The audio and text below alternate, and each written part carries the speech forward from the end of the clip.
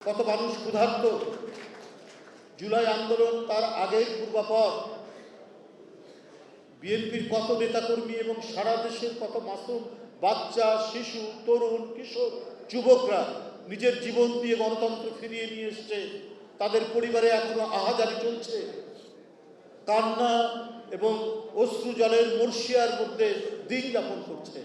সেখানে কি করে বাংলাদেশের একটি বৃহত্তম রাজনৈতিক দলের নেতা তিনি তার ঢাকঢোল পিটিয়ে জন্মদিন, এই সমস্ত বিষয়গুলি উনি চিন্তা করেছেন।